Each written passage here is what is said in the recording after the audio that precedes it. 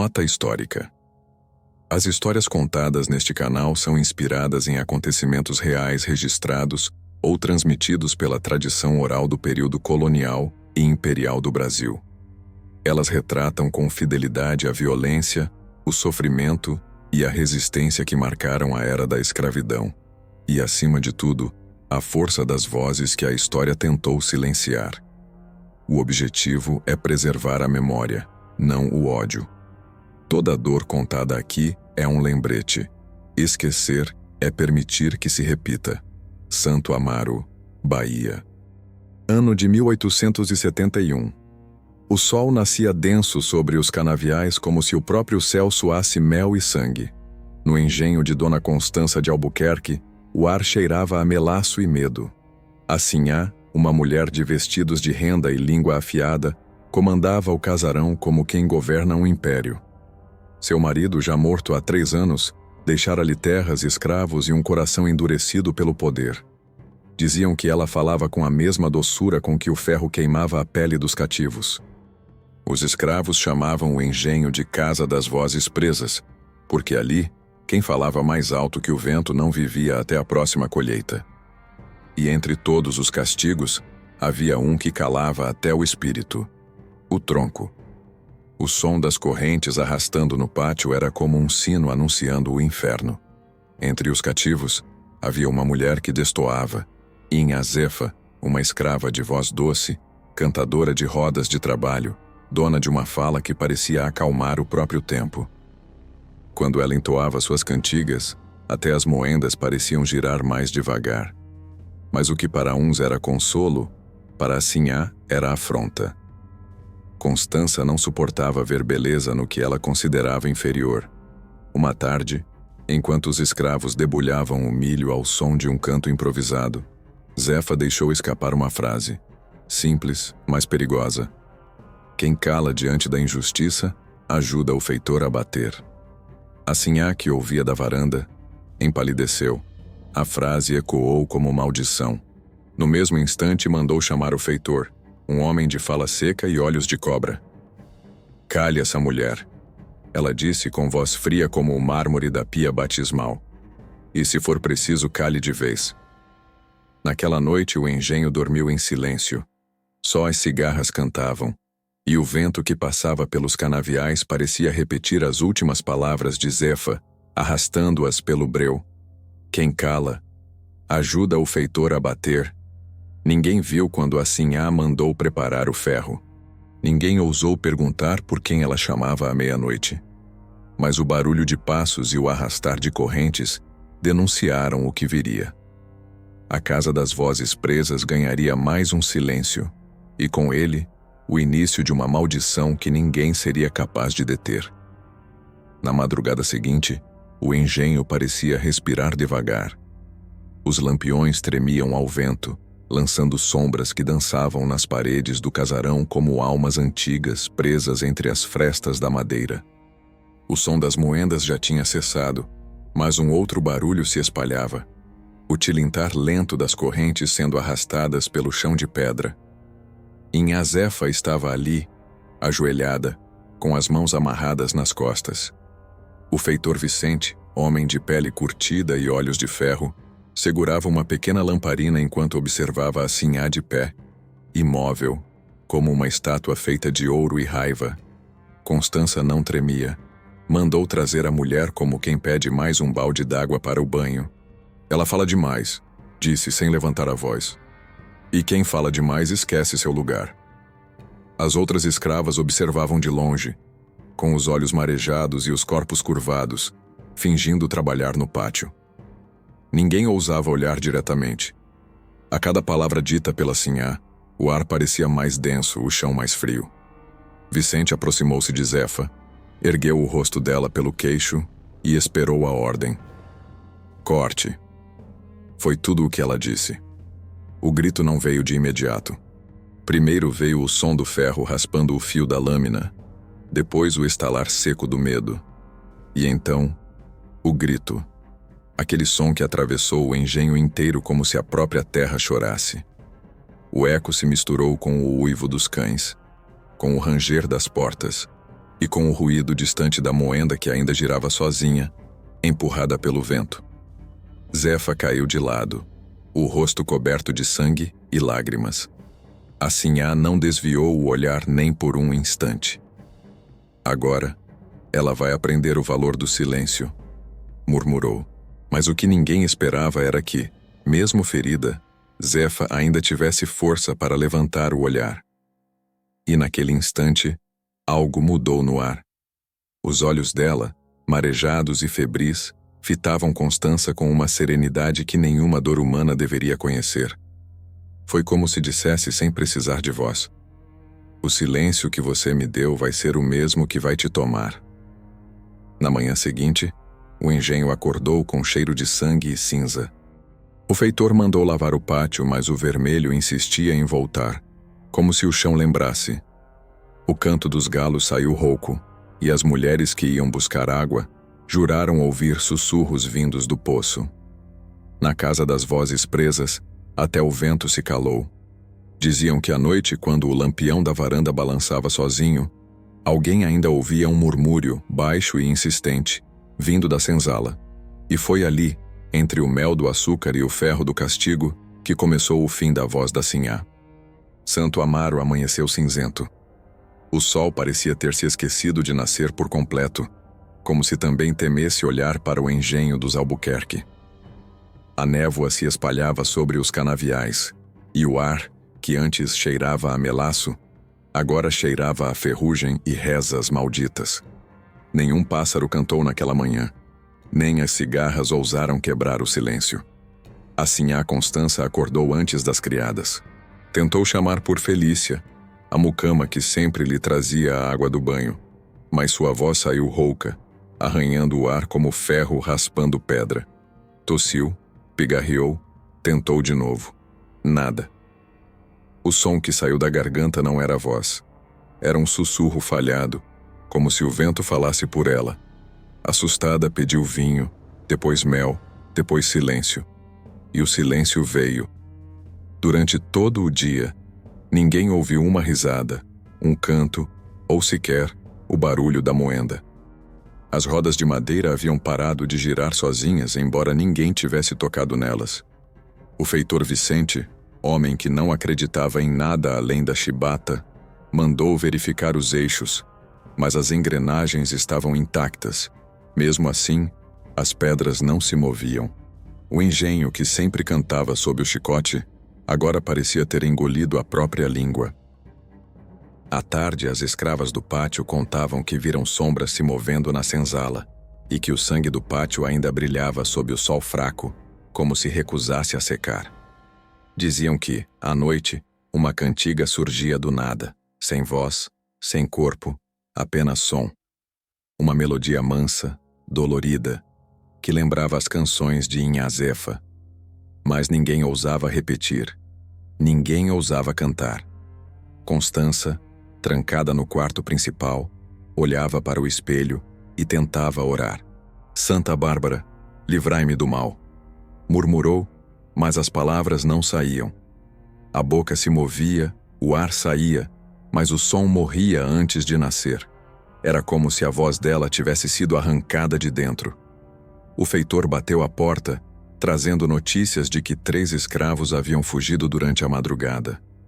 Ela tentou gritar, ordenar que fossem caçados, mas o que saiu foi apenas um sopro. Vicente se afastou, confuso, com medo de olhar nos olhos da senhora. Diziam que naquele dia ele viu, no reflexo da lamparina, a imagem de Constança com a boca manchada de sangue, um sangue que não era dela. Na senzala, o rumor crescia. O castigo da voz chegou, diziam. Alguns rezavam, outros choravam. Havia quem afirmasse ter visto a sombra de Zefa caminhando entre os canaviais, a língua costurada por fios de luz, como se o próprio céu tivesse vindo buscá-la. Quando a noite caiu, o casarão respirava um ar espesso. As janelas batiam sem vento, e as velas tremiam sozinhas. Constança, sem voz e sem sono, sentou-se diante do piano da sala e tentou tocar a velha melodia que o marido amava. Mas as teclas, antes afinadas, agora produziam sons disformes, como gritos engasgados. E então, de dentro do piano, ecoou algo que ninguém pôde explicar. Um murmúrio baixo, feminino, ferido. Um lamento que parecia vir de dentro da madeira, de dentro da casa, de dentro dela. Era a voz de Zefa, que não morrera. Era a voz que, mesmo arrancada, havia encontrado um novo corpo para cantar. Na segunda noite, a casa das vozes presas pareceu acordar com uma fome antiga. Não era fome de gente nem de açúcar, era fome de som. As paredes exalavam um murmúrio baixo, uma vibração que fazia as telhas rangerem como dentes. O corredor principal, onde o retrato do antigo senhor observava tudo com olhos de óleo, começou a produzir um ruído de respiração. Quem passava sentia um vento úmido, morno, como se a casa inspirasse e expirasse bem ali, no umbigo da madeira. Constança desceu as escadas com a mão pousada no corrimão de jacarandá. Tentou chamar Felícia. A boca se abriu, a garganta esticou, e nada. Apenas um assobio seco. Um resto de voz que não alcançava o ouvido de ninguém. Assim que governara homens e máquinas apenas com a língua, agora precisava apontar com o queixo, com o olhar, com as mãos crispadas. E ainda assim, a casa respondia antes dos criados. Onde ela apontava, a madeira estalava. Onde desejava silêncio, o lampião chiava mais alto. Onde desejava esquecimento, o retrato batia na parede como se um pulso batesse dentro da moldura. No pátio, o chafariz que quase nunca funcionava soltou um jorro enviesado. A água caiu como se fosse canto, gota por gota, marcando um compasso antigo que as escravas reconheceram de imediato. A marca do batuque de Zefa. As mulheres se entreolharam com os olhos grandes, cada qual contendo a própria reza, e voltaram os rostos para o chão. Porque agora, a música vinha de onde não havia corpo, e isso dava medo em quem já tinha visto de tudo. O feitor Vicente, achando que era indecência de negro e superstição de mulher, puxou a correia e foi inspecionar a senzala. Encontrou o chão varrido, as redes arrumadas, o pilão calado. Ainda assim, ouviu bem perto do ouvido a frase que jurou nunca repetir. Quem cala, ajuda o feitor a bater. Virou-se rápido, chicote ergueu o ar, e o que acertou foi o vazio. O couro bateu no nada, mas o estalo ecoou como se tivesse atingido uma multidão. Na despensa, os potes de barro começaram a se abrir sozinhos, tampas vibrando em compassos diferentes, como bocas desordenadas tentando dizer um segredo. No oratório da sala, a pequena imagem de Santa Cecília, a santa da música, pendia torta, o rosto voltado para o chão. Quando Felícia tentou endireitá-la, um frio correu do santo até o seu punho. A mucama recuou, fez o sinal da cruz no ar, e murmurações passaram a subir pela escada finas como fumaça de vela. Era um murmúrio sem língua, sem saliva, e, no entanto, perfeitamente nítido. Eu canto. Constança pela primeira vez vacilou. O coração, que sempre batia do lado do lucro, pulou para o lado da culpa. Lembrou-se do sangue no pátio, do lenço que usou para secar a lâmina, do olhar de Zefa, aquele olhar de mar profundo que não acusa, só atesta. Quis ordenar uma missa, quis convocar promessas, quis oferecer ovelhas de cera e fitas brancas. Quis, mas não disse. A palavra, que antes abria caminhos, agora era parede. A casa parecia ter tomado posse da sua língua, e no lugar colocou um peso. Do fundo do engenho surgiu uma nova voz, não a de gente, mas a de ferro. As moendas, paradas desde a véspera, começaram a chorar um gemido baixo, como se sentissem saudade do canto que as fazia girar. Um dos eixos andou um dedo, apenas um, e parou. O som que fez ao parar lembrava um soluço preso. As criancinhas do rancho taparam os ouvidos, e as velhas, com seus panos no cabelo, sussurraram nomes de santos misturados a orixás, costurando rezas que só quem tem dor antiga sabe rezar. No quarto do casal, onde ainda havia o cheiro esquecido do antigo senhor, o piano que gemera na noite anterior respondeu à presença de Constança com uma nota sozinha, grave, que vibrava o soalho e o osso do peito. Ela tocou uma tecla e outra, mas a música se recusou a nascer. Em vez de melodia veio um coro de sussurros, uma dúzia, duas dúzias, muitas vozes ao mesmo tempo, vozes sem língua, repetindo palavras que ninguém ensinou à madeira. Eu lembro, eu vi, eu volto. O piano se fez testemunha. Foi quando bateram ao portão com 3 pancadas fundas espaçadas que pareciam um tambor de procissão. Ao abrir, Vicente topou com um homem seco, de batina gasta e chapéu torto, Padre Manuel de São Tiago, chamado às pressas por um recado que correu de boca em boca no vilarejo. A casa grande perdera a voz e ganhara um coro. O padre entrou com um crucifixo na mão e um rosário que conhecia os dedos. Assim que pisou na sala, a chama dos lampiões diminuiu sem vento, como se a casa respirasse mais devagar para escutá-lo. O demônio não mora em madeira, minha filha, ele disse, aproximando-se de Constança, que tentava emitir qualquer som e não conseguia. O demônio mora onde o homem coloca. E ao pronunciar homem, o crucifixo tilintou. A madeira da porta respondeu com 3 estalos. A imagem de Santa Cecília virou o rosto sozinha, agora encarando de frente o padre com uma serenidade que não cabia na escultura. O padre ergueu o asperge, mergulhou-o na água benta e mal começou o latim, quando a casa, inteira, repetiu, num sussurro subterrâneo, sílaba por sílaba, a reza que ele fazia. Não zombava, acompanhava, como se a casa quisesse também ser perdoada. Constança caiu de joelhos. Tentou dizer misericórdia. O ar subiu, a boca abriu, mas no meio da palavra, algo prendeu.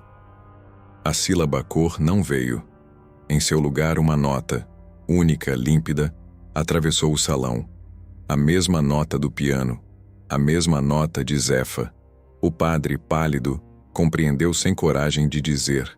Havia um pedido de perdão que não pertencia só a Sinhá. Do poço, no pátio, subiu uma brisa fria cheirando a barro molhado. E com ela, a frase de Zefa, agora clara, agora inteira, agora sem carne. O silêncio que você me deu vai ser o mesmo que vai te tomar. O padre fechou os olhos, e a casa devagar assentiu. O dia nasceu sem cor. O engenho parecia coberto por uma névoa espessa, como se o tempo tivesse parado para assistir à queda da mulher que um dia mandou cortar a língua de outra. O padre Manuel andava pelos corredores rezando em voz baixa, mas cada Ave Maria parecia se dissolver no ar, engolido pelas paredes que agora respiravam tristeza.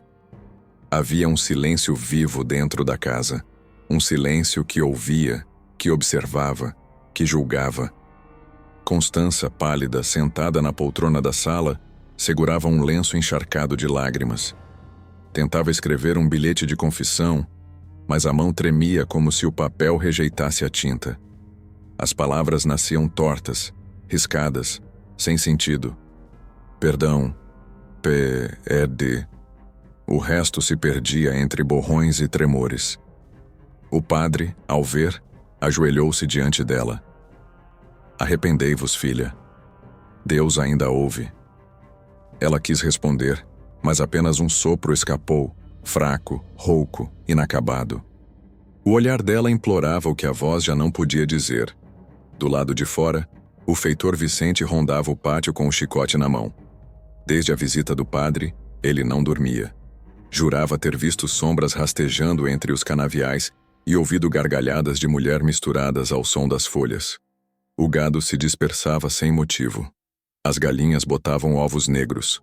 Os bois se recusavam a pisar no pátio onde o sangue de Zefa fora lavado. Vicente, homem sem fé, começou a rezar, mas rezava errado, misturando as palavras como quem pede perdão a um Deus que não conhece. À tarde, o padre tentou celebrar uma missa improvisada na capela da casa. Mandou acender as velas, preparar o altar e trazer água fresca do poço. Mas quando Felícia encheu o cântaro, a água subiu turva, vermelha, densa, como se o poço devolvesse o sangue que bebera. O padre fez o sinal da cruz tentando manter a calma e disse: Onde a voz da injustiça foi cortada, a terra se lembra. Constança, ajoelhada, chorava em silêncio. De repente ouviu um som que gelou seu corpo. O piano, que há dias gemia notas desordenadas, começou a tocar sozinho. A melodia era familiar. Era a cantiga que Zefa cantava enquanto moía a cana, aquela que fazia o trabalho parecer leve, quase alegre. O som era doce e triste, como se as notas chorassem por dentro. O padre se levantou, aproximou-se do instrumento e pousou a mão sobre as teclas. Elas pararam. Mas o som continuou, vindo agora do teto, das paredes, do chão, de todos os lugares. Era como se o ar tivesse aprendido a cantar. Constança tapou os ouvidos, em desespero. Caiu de joelhos. Tentou gritar, mas da boca só saiu um gemido rouco. O padre segurou-a pelos ombros e gritou: Peça perdão, em pensamento peça. Ela ergueu os olhos para o crucifixo pendurado no altar e tentou. Mas no instante em que formou a palavra perdão dentro da mente, ouviu outra voz, doce, firme, inabalável, respondendo: Não há perdão quando o arrependimento nasce do medo. O padre estremeceu. A voz não vinha da mulher, nem da casa. Vinha do próprio ar, ecoando entre os bancos de madeira e os vitrais empoeirados. As chamas das velas se curvaram para o chão, e um cheiro de flor de laranjeira misturado a sangue fresco invadiu o ambiente. A imagem de Santa Cecília, a mesma que caíra, agora sorria com um leve brilho nos olhos. Constança desabou. Os criados correram, Felícia chorava. O padre ergueu o rosário e recitou o exorcismo em latim, mas a cada palavra que dizia, uma janela se abria sozinha, deixando entrar o vento do engenho, quente, úmido e cheio de murmúrios. Do lado de fora, as escravas se reuniram, ajoelhadas na terra. Cantavam baixo, com medo e devoção. O som das vozes delas subia em ondas, como se tentassem acalmar o que estava por vir. Quando o padre terminou a reza, a casa inteira estremeceu. Uma das janelas se partiu, e o vidro riscou o chão diante dos pés de Constança, formando, por acaso ou destino, a palavra voz. O padre olhou e entendeu. O castigo estava selado. Constança jamais voltaria a falar, e o engenho jamais voltaria a dormir. Naquela noite, os sinos da igreja bateram sem ninguém puxar as cordas. E o vento vindo dos canaviais sussurrou de novo o nome de quem foi calada, lembrando a todos que o perdão não nasce do medo, mas da alma. Na manhã seguinte, o engenho despertou como quem não quer acordar. Havia um peso no ar. Não era só o calor, era um cansaço antigo, uma fadiga que parecia subir do chão, das raízes, como se a terra tivesse passado a noite inteira velando um corpo sem nome. Os canaviais, antes em pé de guerra com o céu, agora se curvavam numa inclinação mínima, discreta, quase um gesto. Quem olhasse com pressa diria que era o vento. Quem conhecia o lugar sabia. Aquilo era reverência ou luto. Os homens levaram as juntas de bois para a moenda, mas os animais travaram as patas como se pisassem em brasa. Os olhos dos bois, de um brilho pacífico, ficaram espelhados, como se vissem outro pasto dentro daquele pasto, outra água dentro daquela água. Vicente gritou, ergueu o chicote, e justamente aí a correia se rompeu no ar, como se alguém invisível a tivesse segurado pela ponta. O couro caiu a seus pés, manso, sem som. O feitor, homem de ferro, recuou um passo pequeno, como quem pisa para fora de um sonho ruim. As mulheres foram colher no talhão do fundo. Trouxeram mais folhas do que caule. Trouxeram canas ocadas, doces na pele e amargas por dentro. Uma delas mordeu a polpa e cuspiu, jurando ter sentido um gosto de lágrima. Outra disse que viu formigas em procissão carregando grãos de açúcar como se fossem ossos. Felícia, com o pano amarrado na cabeça, percebeu um silêncio diferente. Não era a falta de pássaros. Era uma espécie de música sem notas, Uma vibração lenta que se apoderava dos braços e das pernas e fazia tudo trabalhar num compasso mais devagar. A terra está cantando, murmurou, sem coragem de repetir. No meio do canavial, um redemoinho de pó levantou-se do nada e rodopiou em torno de uma das cepas mais antigas, aquela que Zefa gostava de tocar com a palma da mão antes de começar o canto. O redemoinho subiu, desenhou um corpo e, se desfazendo, devolveu ao chão algo parecido com um fio. Uma coisa brilhante, fugidia, que se perdeu entre as pedras. Felícia não contou a ninguém, mas jurou ter visto um pedaço de luz costurando o ar, como se uma língua nova estivesse sendo tecida onde a antiga fora arrancada. O padre Manuel caminhou até os limites da plantação com o terço miúdo. Falou baixo com a terra, como quem conversa com uma criança adoentada. Deus fez o solo para dar pão, disse, mas Deus também deu memória. Ajoelhou-se, tocou o barro e sentiu uma pulsação sob os dedos. Lenta, firme. A terra de Santo Amaro tinha pulso. Ele entendeu sem ouvir. Aquilo não era praga enviada do céu. Era resposta. A terra, finalmente, exigia respeito às vozes que nela foram enterradas sem cantiga. Os bichos começaram a dar sinais. As galinhas botavam ovos frios, sem gema. O cavalo do antigo senhor, que ninguém ousava montar desde a morte do dono, caminhou sozinho até o pátio e parou diante da escada do casarão. Relinchou baixo 3 vezes e calou-se com as orelhas arrepiadas, como se escutasse alguém que chamava lá de dentro. O cachorro levantou, cheirou o vento e uivou para o nada com um lamento antigo, desses que lembram rezas de velório. Constança observava tudo pela janela, um lenço atado ao pescoço como se quisesse amarrar a própria garganta de volta. Tentou ordenar que recomeçassem o corte da cana, mas os lábios mal obedeceram ao pensamento. Escreveu numa lousa: continuem. As letras saíram trêmulas, e quando ergueu o braço para mostrar, o giz partiu em 2 dentro da mão. Foi a primeira vez que a sinhá sentiu o gesto do mundo contrariando sua vontade. Mais que o silêncio, doeu o contragolpe invisível. A realidade não lhe pertencia mais. O rumor correu pelo vilarejo. Disseram que a casa grande perdera a voz e que o campo respondera com um cântico surdo. Velhas que sabiam das coisas vieram até a porteira, não para bisbilhotar, mas para espiar o céu.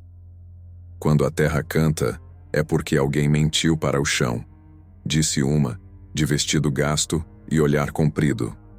Outra completou: só se cala quem não tem razão ou quem já foi ouvido demais. Levaram panos brancos e deixaram amarrados no tronco de um pé de laranjeira, pedindo leveza ao ar. À tardinha, as nuvens se aglomeraram sem chover. O sol, preso no mesmo lugar, dourava o canavial com uma luz oblíqua, baixa, que fazia sombra de gente em tudo. Sombra de mulher nas moitas, sombra de criança nos tocos, sombra de mãos nas paredes. E então veio o som, não de fora para dentro, mas de baixo para cima. Um ronco profundo, doce como se o subsolo respirasse. O ronco virou murmúrio. O murmúrio virou um coral de semitons que apenas quem sofreu muito reconhece. Era a cantiga do trabalho de Zefa, mas espalhada nas raízes, como se cada fibra de cana cantasse seu pedaço do mundo. As escravas pararam sem combinar. Cada qual levou a mão à garganta. Não havia medo no gesto, só reconhecimento. Uma delas, Nagô velha de tatuagem apagada, fechou os olhos e disse num fio de voz que ainda lhe restava: a boca da terra abriu. E cantou baixinho, não por ousadia, mas por reverência. Uma linha fina de melodia que cabia numa agulha. O que veio depois não foi milagre, foi consequência. A cana que ela tocou respondeu com um estalo, e ao ser cortada, verteu caldo limpo, claro, sem o gosto de lágrima. Ali, por um instante, o trabalho voltou a ser trabalho e não penitência. Vicente viu e tentou mandar calar. O braço ergueu, a ordem não saiu. Ainda assim, o gesto bastou para que o ar reagisse. Um vento lateral, curto, desceu pelo pátio, e apagou 2 lampiões de uma só vez. Foi o suficiente para o feitor entender que havia menos autoridade em seu punho do que nas sombras ao seu redor. Guardou o resto do chicote dentro da calça, cuspiu para o lado como quem cospe um juramento quebrado e se afastou, pequeno, miúdo, um homem sem parede onde bater. À noite as estrelas não vieram. O céu inteiro parecia uma tampa. Mas debaixo da tampa, a terra continuou a cantar, e com ela a casa. O piano, quieto, assentiu com 2 notas apenas, como quem marca o compasso de um coração prestes a mudar de ritmo. O poço devolveu água clara, mas fria como palavra não dita. O oratório, leve, permaneceu aberto, e Santa Cecília, de cabeça erguida, parecia escutar melhor que os vivos. Foi então que Constança sentiu, pela primeira vez, fome de algo que não sabia nomear. Não era fome de poder, de açúcar, de medo. Era fome de uma palavra que ela nunca precisara aprender. Desculpa. A palavra se desenhou por dentro, tropeçando em pedras, e não chegou à boca. Ficou presa no caminho pedindo passagem. Ao longe, um trovão sem chuva respondeu. E do fundo da senzala, um fio de luz, quase nada, quase sonho, riscou o chão entre 2 esteiras, como se alguém passasse costurando um começo de voz. O engenho dormiu com um ouvido no chão, e o chão, por sua vez, não dormiu. Porque quando a terra decide cantar, nenhuma mentira resiste sem tremer, e a mentira maior naquela casa era a crença de que a voz de um mandava na vida de todos.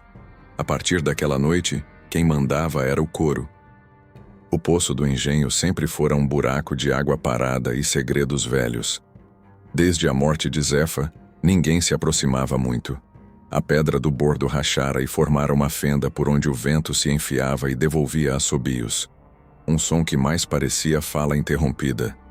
As crianças diziam que o poço respirava, os adultos fingiam não ouvir, e assim até perder a voz, mandava que ninguém se detivesse perto dele. Mas naquela madrugada, sem aviso, foi a própria Constança quem desceu os degraus, arrastando a barra do vestido na terra úmida, guiada por um impulso que não vinha da cabeça. O ar ali embaixo era frio e doce, cheirava a ferro e flor. Cada passo fazia eco, e no eco vinha um murmúrio. Ela tentou ignorar, mas o murmúrio cresceu, transformando-se em vozes distintas, sobrepostas, costuradas como coro de igreja. Eram vozes femininas, de diferentes idades, algumas claras, outras roucas.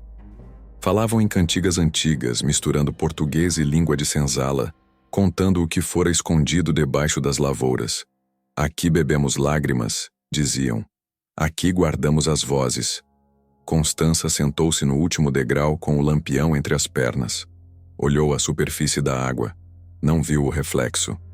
No lugar da própria face, viu outra, a de Zefa, tranquila, molhada, olhando de volta. Tentou gritar, mas apenas o som seco do ar escapou. Zefa não sorriu, nem acusou. Apenas moveu os lábios devagar, sem voz, e mesmo assim Constança entendeu. Não há silêncio que dure para sempre. De repente, a água se mexeu. Ondas pequenas começaram a desenhar círculos, e em cada círculo apareceu um rosto breve. Mulheres, homens, crianças. Todos os que morreram no engenho. A cada rosto, uma lembrança caía dentro dela como pedra em poço. O primeiro açoite que ela presenciou sem intervir, o riso que deu quando o feitor errou a mão e atingiu uma criança, a forma como chamava Zefa de cativa insolente. As memórias vieram como enxurrada, e junto delas o gosto metálico de culpa. Lá em cima, o padre Manuel sentiu o chão tremer e correu até o poço. Gritou por Constança, mas a voz se perdeu entre os murmúrios que subiam. Felícia veio atrás chorando, rezando tudo o que sabia. O padre ergueu o crucifixo sobre o buraco e viu a lamparina lá embaixo piscando, pequena como estrela submersa. De dentro, as vozes se alinharam num canto comprido, um lamento e um louvor. A língua que se corta volta a nascer na água. A lamparina apagou-se, E o poço, por um instante, brilhou como espelho de lua. Quando o padre e a mucama puxaram Constança para fora, ela respirava fundo, os olhos abertos, a garganta latejando. Tentou falar. Da boca não saiu som, mas um jorro de ar frio, transparente, que cheirava a capim e açúcar cru. Dentro do sopro, quem escutava com o coração ouviu: perdão. A voz não era dela, era emprestada. Era a voz da água devolvendo o que o ferro roubara. Por segundos todo o engenho silenciou. Até os grilos calaram. O padre entendeu. Felícia ajoelhou. As outras mulheres, atraídas pela mudança no ar, vieram do campo, cercaram o poço e começaram a cantar a cantiga de Zefa. Suave, firme, como se a boca da terra se abrisse em coro. O som subiu, atravessou o casarão, fez as janelas baterem devagar, como um aplauso. Constança, deitada, olhava o céu e chorava sem som. Chorava por dentro, como quem sente nascer algo novo na garganta. A cada lágrima, o chão ao redor do poço brotava pequenas flores brancas, tímidas, que ninguém plantou. O padre traçou o sinal da cruz, a mucama sussurrou axé, e a noite respirou. A casa, pela primeira vez desde o castigo, pareceu em paz. Não curada, mas cansada, como se tivesse, enfim, dito tudo o que precisava dizer. Quando o dia amanheceu, parecia que o ar havia mudado de peso. O engenho não cheirava mais a melaço e medo, mas a chuva nova e barro acordado. O sol, que há semanas se escondia atrás de nuvens de ferrugem, voltou tímido, cortando o horizonte em lâminas douradas. E o que se ouviu primeiro não foi o som das moendas nem dos bois. Foi o som das vozes, fracas, infantis, trocando palavras em meio ao orvalho. As crianças da senzala, que antes brincavam em silêncio como se o riso fosse pecado, começaram a cantarolar baixinho. Ninguém ensinara o canto, mas todas sabiam a melodia. Era a cantiga de Zefa. Só que havia algo diferente. Cada verso parecia ter ganhado um novo final, mais leve, mais livre. As notas, espalhadas pelo pátio, batiam nas paredes e voltavam cheias de brilho, como se a casa tivesse virado tambor. Felícia foi a primeira a perceber. Escutem, disse com os olhos marejados. O padre Manuel, que ainda permanecia junto ao poço, ergueu o rosto e ouviu o coro de vozes finas subindo do terreiro. Era som puro, sem medo, sem comando. Aquele som que os séculos tentaram apagar e que agora renascia do chão. A terra devolveu o que tomaram, sussurrou ele. O vento soprou pelos canaviais, e com ele o mesmo canto se espalhou entre as folhas. As canas, balançando devagar, pareciam dançar. As aves que tinham fugido voltaram, uma a uma, pousando nas janelas e nas cercas. O engenho, antes mudo, respirava. Até as moendas começaram a girar, não pelo chicote, mas por vontade própria, movidas por uma brisa que ninguém controlava. O som que faziam era quase música. Constança assistia de longe, ainda fraca, sentada na varanda. O lenço ao pescoço agora parecia mais um véu de penitência do que de poder. Tentou chamar Felícia e o som que saiu de sua boca não foi palavra, mas uma nota única, pequena e cristalina, como se a garganta ensaiasse lembrar. Felícia correu até ela, ajoelhou-se, pegou-lhe as mãos e sorriu. A senhora tá voltando, sinhá, disse com voz trêmula, entre o medo e a esperança. Constança tentou responder, e dessa vez uma sílaba escapou, rouca, mas viva. Zé... Parou ali. O resto veio nos olhos. O padre aproximou-se e pousou o terço no peito da mulher. A voz não volta pela língua, filha, volta pela alma. E então, em voz alta, abençoou o engenho, não com latim, mas com o idioma do povo. Que tudo o que foi calado encontre caminho de volta. Naquele momento um som novo atravessou o ar, vindo do poço, das paredes, do chão, dos corpos. Um murmúrio grave, depois agudo, depois coro. Vozes velhas e novas, misturadas, sem rosto, sem tempo. Cantavam juntas uma melodia sem palavra, Apenas som. Era como se todos os que um dia trabalharam, sofreram e morreram ali tivessem decidido se manifestar para provar que ainda existiam. As mulheres começaram a bater palmas no ritmo. Os homens, com os pés descalços, marcaram o compasso no barro. O som cresceu e o medo se dissolveu. Até o feitor Vicente, calado e cabisbaixo, deixou escorrer uma lágrima escondida. Pela primeira vez, ninguém mandava em ninguém. A música não obedecia. A música comandava. Do alto da colina, os moradores do vilarejo viram o engenho envolto em uma luz dourada, como se o sol tivesse descido para morar entre os canaviais. Alguns disseram que era milagre, outros que era feitiço. Mas quem conhecia a história sabia. Era justiça. Não uma justiça de tribunal, mas aquela que vem quando o universo se equilibra sozinho. Quando a noite caiu, o canto não cessou. Ele apenas mudou de tom. Ficou mais lento, mais fundo, mais manso. O piano, lá dentro da casa, respondeu com uma única nota, longa, contínua, como quem abençoa o silêncio após a música.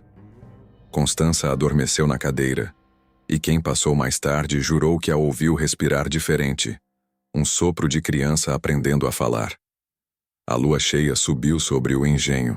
Refletida no poço, parecia um rosto sorrindo. E do fundo, uma última voz, leve como brisa, sussurrou: "Agora podemos descansar." O vento assentiu. A terra também. E naquela noite, pela primeira vez em muitos anos, o silêncio que desceu sobre Santo Amaro não era de medo. Era de paz. A noite caiu mansa, mas densa. O engenho parecia adormecer de pé, como se tivesse medo de deitar. O vento, que durante o dia carregara cantos, agora soprava orações. Felícia, deitada no chão de tábuas da varanda, adormeceu com o terço entre os dedos. O padre, exausto, cochilou sobre a mesa da sala, ainda murmurando os últimos salmos. E lá dentro, no quarto onde antes ecoavam ordens e castigos, Constança dormia pela primeira vez sem o travesseiro de penas do marido. A cabeça repousava sobre um pano de linho simples, e o corpo, ainda fraco, tremia sob o lençol. O sonho começou suave. Uma campina verde, o céu cor de mel. Do alto, uma voz de criança chamava seu nome. Sinhá Constança. Com uma doçura que ela não ouvia desde os tempos de menina. Caminhou entre as flores, o vestido leve, as mãos limpas de sangue. Por um instante acreditou que estava salva, mas à medida que andava, o chão se transformava em barro. As flores murchavam, o ar engrossava de fumaça e cheiro de açúcar queimado. A campina virou o engenho. E o céu, negro. Do meio da névoa surgiu Zefa.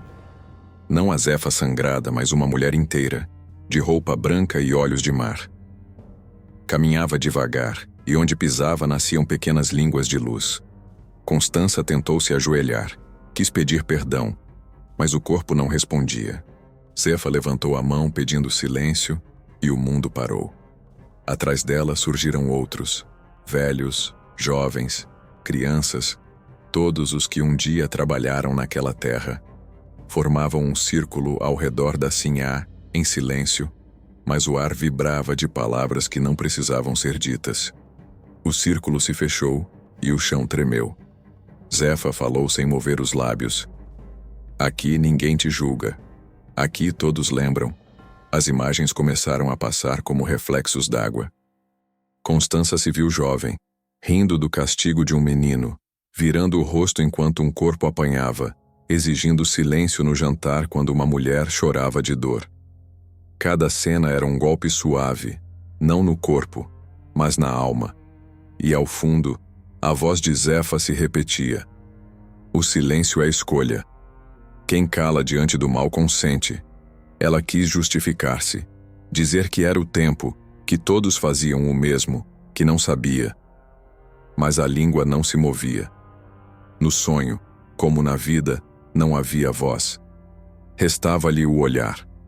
E os olhos dela, agora marejados, procuravam piedade no rosto dos outros. Mas ali não havia raiva, nem desejo de vingança. Havia apenas lembrança, e isso doía mais do que o castigo. O círculo começou a girar. Cada espírito deixava cair uma gota de luz sobre ela. A primeira gota queimou. A segunda, gelou. A terceira, penetrou fundo, trazendo uma dor que não era dor física, era consciência. De repente, Constança sentiu todos os gritos que mandara calar. Eles vinham de dentro, atravessando-lhe os ossos. Eram centenas de vozes tentando sair pela garganta muda. O corpo arqueou-se, a boca abriu, e dela saiu um som diferente de tudo que já ouvira. Não um grito, não uma palavra, um cântico. O cântico de quem, enfim, entende. Zefa se aproximou, tocou-lhe o rosto. A língua é só carne. A voz é o que você faz com a alma. E então, com um gesto simples, encostou a palma na garganta da sinhá. Uma chama azul brilhou por dentro, como se acendesse uma lamparina em lugar escuro. Quando Constança acordou, o quarto estava mergulhado em penumbra. O ar pesado do engenho agora parecia leve, quase doce. O padre dormia na poltrona ao lado, e Felícia cochilava encostada à porta. Lá fora, os grilos cantavam. Ela tocou o próprio pescoço. Estava quente, pulsando. Levou a mão à boca e tentou falar. Da garganta saiu uma voz. Baixa, rouca, mas dela. Zefa, disse, e o som espalhou-se pela sala como se o próprio ar tivesse esperado por aquele nome. O padre despertou assustado. Diga de novo. Constança tentou. O som falhou, mas o eco ficou. Do poço, o vento respondeu. Da senzala, um coro suave começou a entoar a mesma canção. A mulher que mandara calar, agora aprendia a ouvir. E naquela madrugada, Santo Amaro descobriu que o verdadeiro julgamento não se dá diante de homens nem de deuses, mas dentro do silêncio que cada um cria para si. A madrugada chegou sem aviso, soprando pelas frestas do casarão o cheiro da cana recém-cortada e o rumor do poço. O engenho inteiro parecia respirar ao mesmo tempo, um fôlego longo, sereno, como se as paredes tivessem aprendido a dormir. Na cadeira da varanda, Constança olhava para o escuro e percebia que o escuro olhava de volta. Já não havia medo. Havia um tipo de espera. A garganta latejava de dentro para fora. A cada batida do coração, a mulher sentia o ar vibrar, tentando encontrar uma saída. Ao redor, os grilos faziam um coro regular, e o som misturado a esse compasso parecia chamamento. Quando finalmente inspirou fundo e abriu a boca, a voz veio, pequena, rouca, mas viva. Zefa, sussurrou outra vez, e a palavra atravessou o pátio, pousou no tronco do pé de laranjeira e se dissolveu. O vento respondeu em sussurros, multiplicando o nome, espalhando-o entre as folhas. Zefa, Zefa, Zefa. Lá dentro, Felícia acordou. Sinhá? Mas não houve resposta de carne. O som vinha agora das paredes, dos caibros, do teto. Era uma voz antiga e nova, mistura de humano e casa. Uma vibração que não feriu o ouvido, penetrou direto na lembrança. O padre Manuel levantou-se também, rezando o que lembrava, mas logo parou, percebendo que aquela reza não precisava de tradução. O som não pedia absolvição, era perdão em si. As lamparinas começaram a balançar, não por vento, mas por ritmo. Cada uma oscilava num compasso como se o engenho tivesse virado corpo, pulsando no mesmo batimento da voz recém-nascida. A luz projetava sombras que dançavam nas paredes, e as sombras, por um momento, pareciam se entrelaçar em figuras conhecidas. Braços de mulher, costas curvadas, mãos levantando cestos. O trabalho antigo revivia em forma de dança. Constança fechou os olhos e deixou que o som a atravessasse. Já não tentava falar, apenas escutava. E quanto mais escutava, mais percebia que a voz que saía de sua boca não lhe pertencia totalmente. Era a soma de muitas vozes, das mulheres, das crianças, dos homens que um dia ali se calaram. A casa, o engenho, a terra e o ar. Tudo vibrava com aquele mesmo tom. Era como se o mundo, cansado de ser surdo, decidisse finalmente ouvir. Felícia ajoelhou-se no pátio, chorando sem lágrimas, e o padre abaixou a cabeça. É a comunhão deles, murmurou. E o som cresceu. A voz de Constança se ergueu e multiplicou-se em harmonia. Já não havia idioma. As notas subiam e desciam como maré, e em cada nota havia uma lembrança, uma risada esquecida, um pedido de ajuda, uma canção de ninar interrompida. O engenho inteiro era agora coral. Do poço, o reflexo da lua se partiu em ondas, e dentro das ondas algo brilhou. Fios de luz subindo, girando, tecendo o contorno de Zefa. Ela não caminhou até a varanda. Limitou-se a ficar ali, entre o mundo de baixo e o de cima, feita de vapor e memória. A cada sílaba que Constança emitia, Zefa respondia com uma luz mais forte, como se o canto completasse o corpo dela. Fala, disse a voz luminosa, suave como o vento em flor. E Constança falou enfim com voz inteira. Eu calei porque não sabia escutar.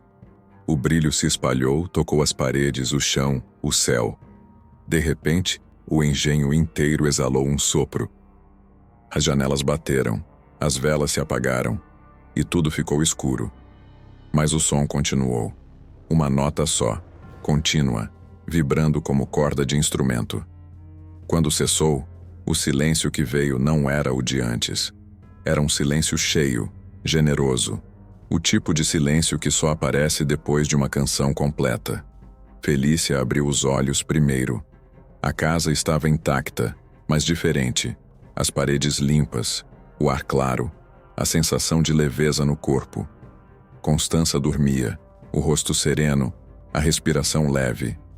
No chão, perto da cadeira, havia um fio de luz fina como teia de aranha que se dissolvia devagar. Era o resto da presença de Zefa. Não um fantasma, mas um vestígio de canto. O padre se aproximou e sussurrou uma prece curta, agradecendo.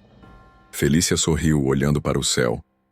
O vento passou entre os canaviais, sem gritar, sem gemer. Só sussurrou. E o que ele disse? Quem estava ali entendeu. Agora a voz é de todos. O amanhecer seguinte não foi como os outros. Não havia pressa, nem barulho de moenda, nem cheiro de fogo nas fornalhas. O engenho parecia descansar. As paredes, úmidas, devolviam ao sol um brilho dourado que ninguém lembrava de ter visto. Os canaviais balançavam sozinhos, como se uma brisa invisível os penteasse em reverência. Quem olhava de longe dizia que o engenho parecia respirar, exalando leveza pela primeira vez. Constança acordou com a claridade atravessando a janela. O corpo leve, a garganta livre, o olhar limpo. A voz ainda era rouca, mas viva. Levantou-se e os pés tocaram o chão sem medo. Caminhou até o espelho e viu um rosto novo. O mesmo de sempre, mas sem o peso antigo. Felícia entrou devagar, trazendo água e pão. Dormiu bem, sinhá? Perguntou. Constança sorriu. Um sorriso inteiro. Dormi. Respondeu com voz frágil, mas sem dor. Felícia deixou cair a tigela e levou as mãos ao rosto, assustada e feliz. A senhora falou. A mulher apenas assentiu. Foi Zefa que me ensinou, disse baixinho. No pátio, o padre Manuel rezava diante do poço. Os aldeões do vilarejo, atraídos pelos rumores, começaram a chegar. Trouxeram flores, água, tambores pequenos. Nenhum vinha por curiosidade. Vinham como quem visita um túmulo sagrado.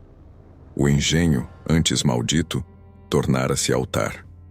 As mulheres ajoelharam-se junto à senzala e começaram um cântico simples, repetindo o nome de Zefa entre as sílabas de uma ladainha. O que foi calado hoje fala. O que foi esquecido hoje canta. O que foi escravo hoje é vento. O som encheu o ar. As janelas bateram em compasso com os tambores, e o chão, vibrando, soltou pequenas rachaduras, por onde a relva nova brotava verde. O engenho começava a se desfazer, mas não em destruição. Era como se a terra o estivesse devolvendo ao mundo, peça por peça, lembrança por lembrança. Felícia percebeu primeiro. A pintura das paredes se esfarelava. As pedras soltavam pó dourado. "Está indo embora, padre." Ele respondeu calmo. "Não indo, minha filha. Voltando." E ergueu o crucifixo, não como ameaça, mas como bênção. Constança observava tudo da varanda.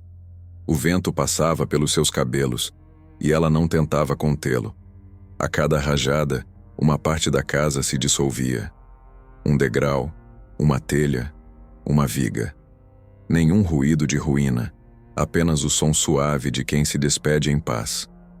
As escravas, livres agora, dançavam descalças, os pés marcando no barro o compasso do renascimento. As crianças riam, e seus risos subiam ao céu como preces. De repente o piano, o velho piano da sala, tocou sozinho uma última vez. Uma melodia breve, doce, igual àquela que Zefa costumava cantar quando o dia terminava. A nota final soou longa, atravessando a manhã, e quando se apagou, o teto da casa ruiu de leve sem ferir ninguém. Apenas desfez-se em pó de luz. O padre olhou para o alto, emocionado. O engenho pagou sua dívida. Constança ajoelhou-se na terra nua onde antes era o salão principal. O chão ainda cheirava a mel e a lembrança. Com os dedos, desenhou uma cruz e, por instinto, começou a cantar. A voz saiu limpa. Não a voz da senhora, mas a de uma mulher comum. Felícia juntou-se a ela, depois as outras, e logo todo o povoado repetia o mesmo canto.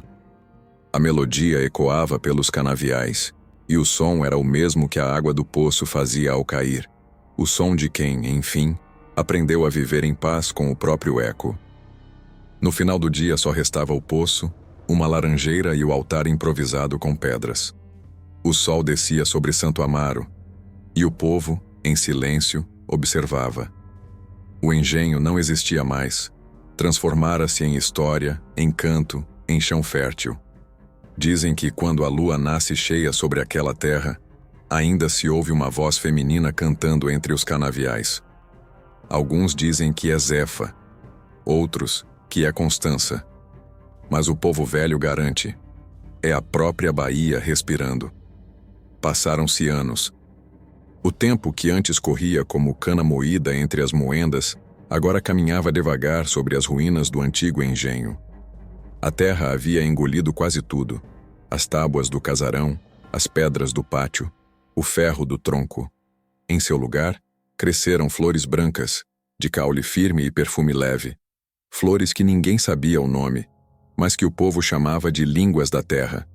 Elas nasciam mesmo no tempo seco e balançavam ao menor sopro, como se escutassem o vento.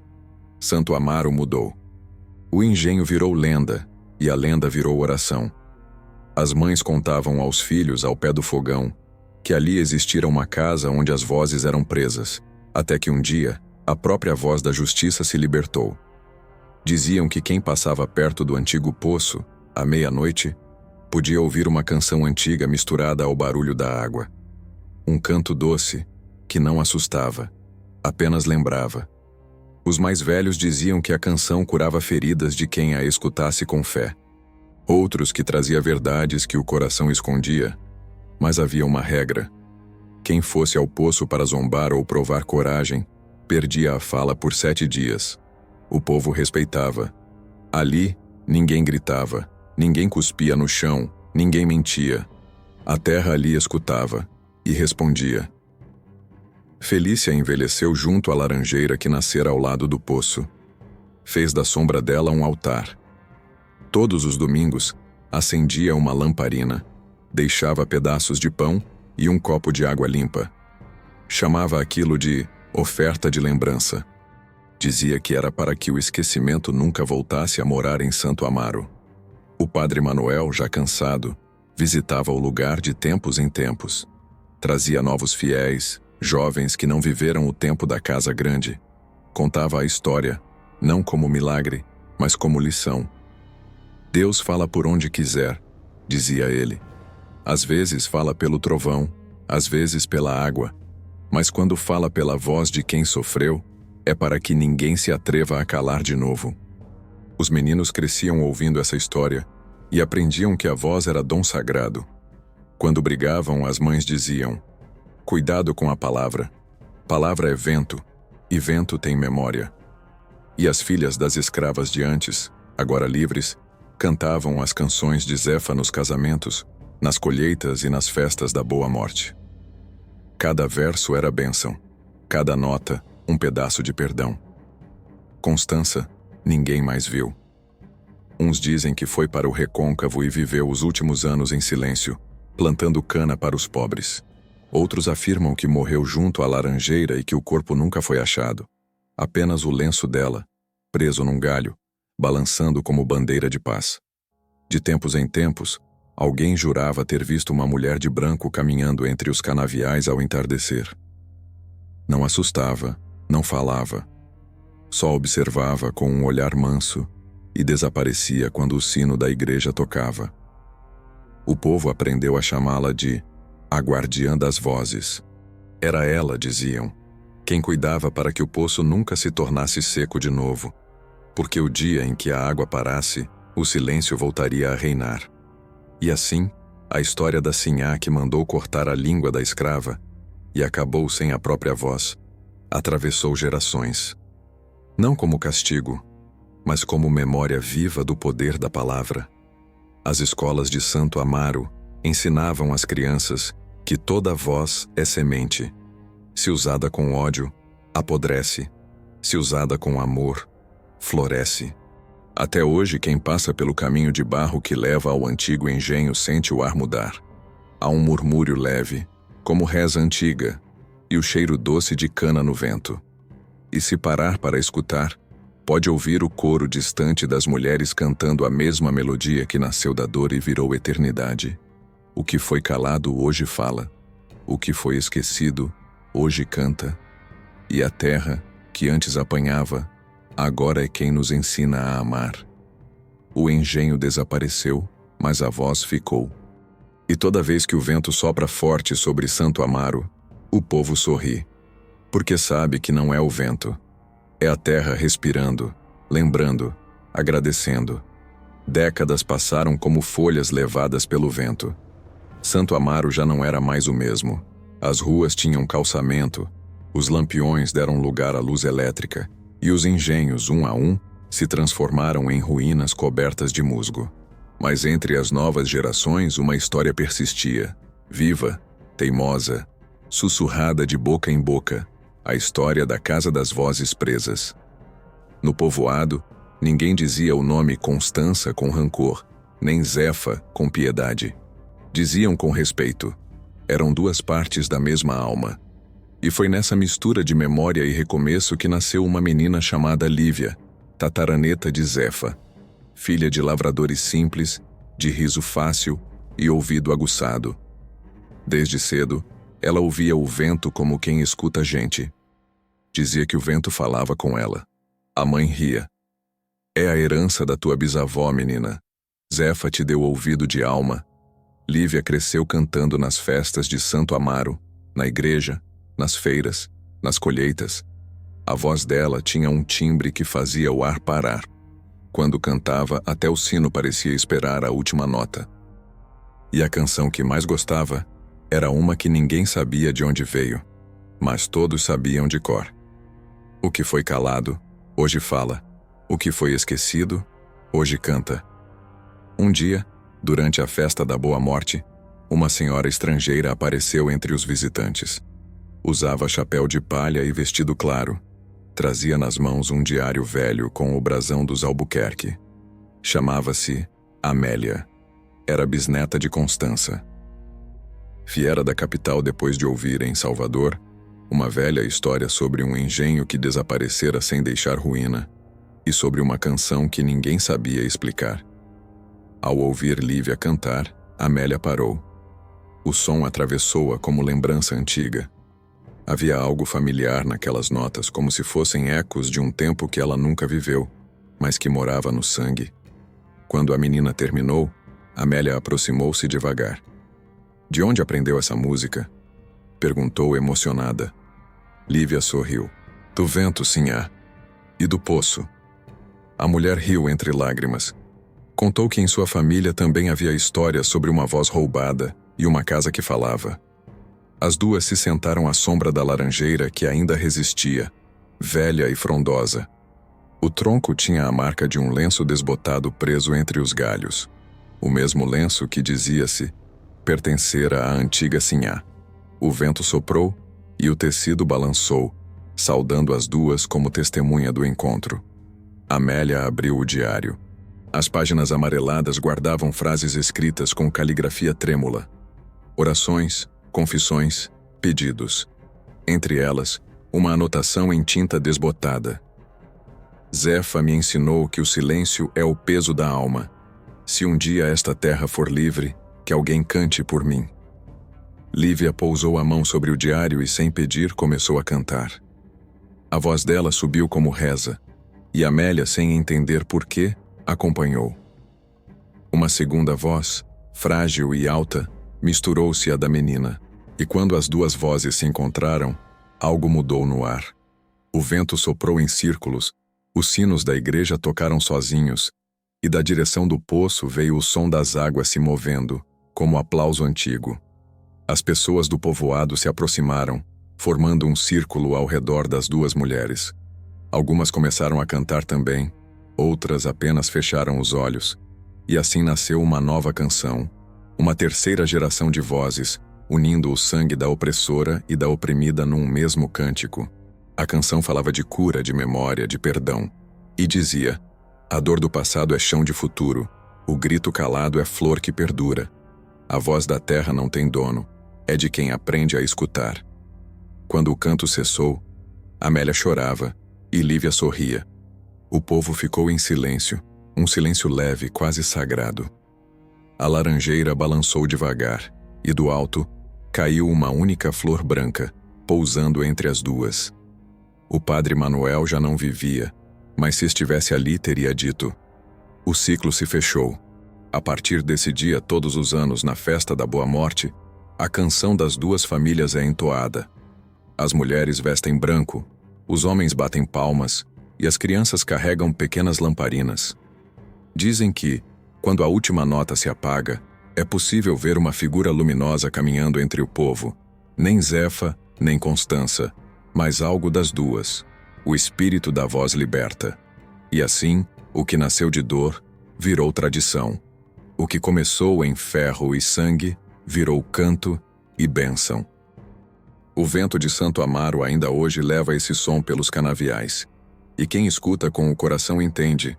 A voz da terra nunca mais foi calada. O tempo, esse senhor invisível que apaga rastros e cria lembranças, passou sobre Santo Amaro como o vento passa sobre o mar, sem apagar nada, apenas mudando as formas da onda. O engenho já não existe, mas o som dele nunca se foi.